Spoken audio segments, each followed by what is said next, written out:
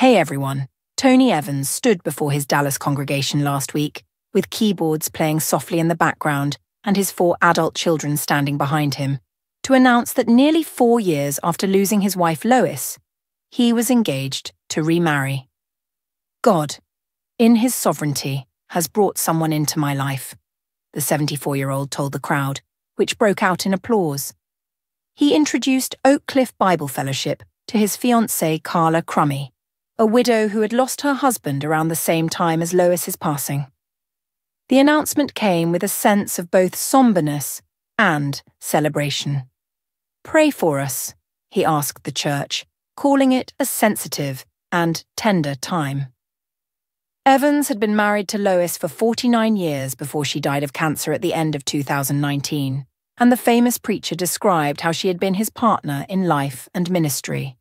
He told his church, "This may evoke some grief in some people, which I can understand, because we're reminded about the fingerprints, the legacy of his late wife. Christians who have lost their spouses know firsthand the mixed emotions that come with remarriage. I'm more aware than most people of the reality of joy and grief that need to coexist in the life of a godly person," said Jonathan Pitts, who attended the service along with dozens of ministry colleagues to celebrate Evans's birthday.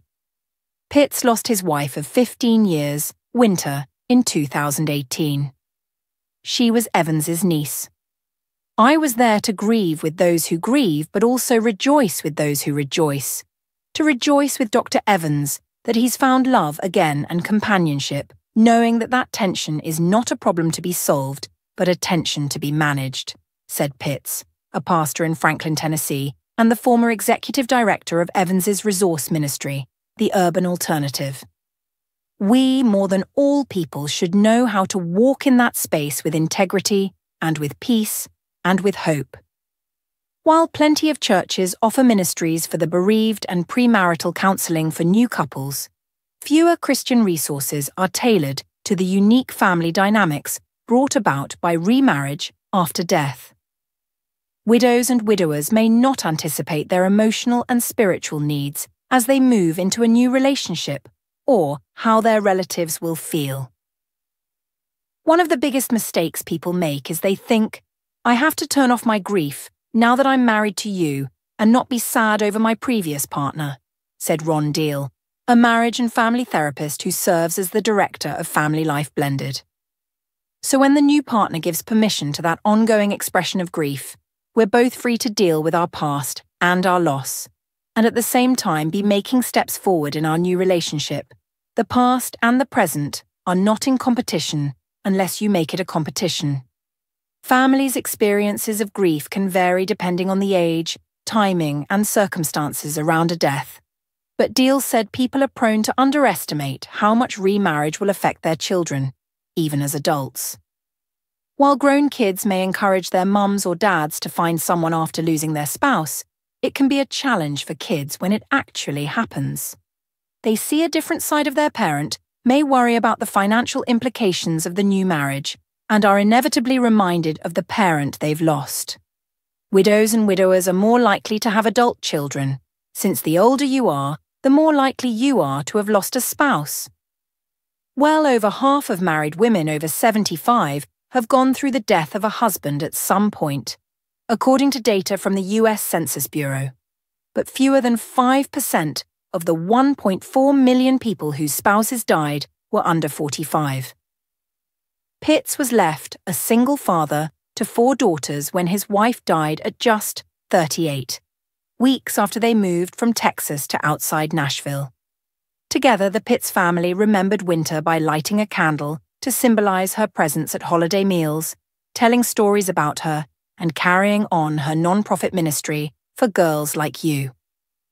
2 years ago, Pitts married Peter Sargent, an actress from Australia. He described fighting for celebration, stewarding both joy and grief while knowing the loss of his first wife would always be part of him and his family. "One of the most isolating places to be is walking into remarriage.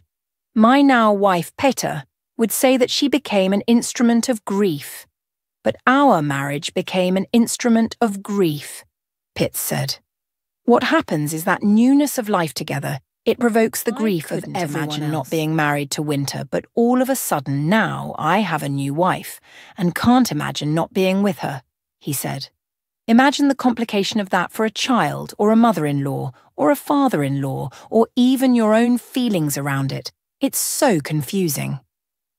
After becoming a widow twice, losing one husband to an aneurysm and the other in an Air Force plane crash, Rachel Faulkner Brown has worked to offer spiritual support and care for fellow widows through Never Alone Widows. She has seen over 100 widows involved in the ministry marry again in the past few years. The transition, she says, can be another form of loss. After losing your spouse, you also lose a part of your old life when you enter another relationship. Remarriage is a death to everything, a transition to new life, said Brown, who lives outside Atlanta. If you don't understand death and resurrection, you won't understand remarriage. Her ministry's retreats can be a place for women to be open and honest about their loss with others who get it. Things like how to balance remembering and honoring your first husband while investing in your new relationship. Brown said marrying a widower can be an appealing option for women who have lost their spouses young.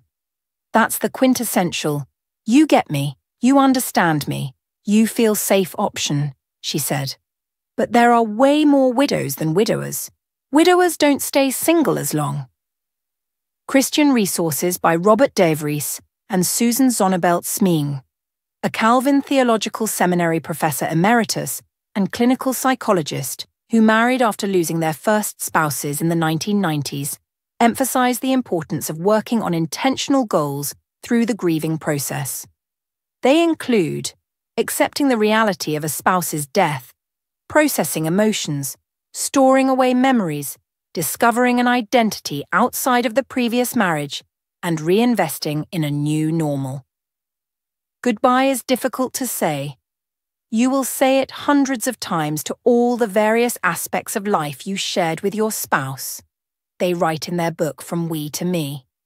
You will realize it each time you do something new without your previous spouse, and one day you will know it's time to say the final goodbye. Deal estimates that between 30 and 40% of weddings today form blended families, whether following death or divorce. These relationships are more complicated than first marriages. They disrupt relationships with children, and for older widows and widowers, their grandchildren, holiday traditions, and financial and estate planning. He sees the potential for the church to better counsel and equip those who remarry for their new reality. Some widows and widowers don't have those tough conversations until they've already found a new partner. But some learn along the way through support groups like Grief Share and specialized ministries like Never Alone Widows and Refuge Widowers.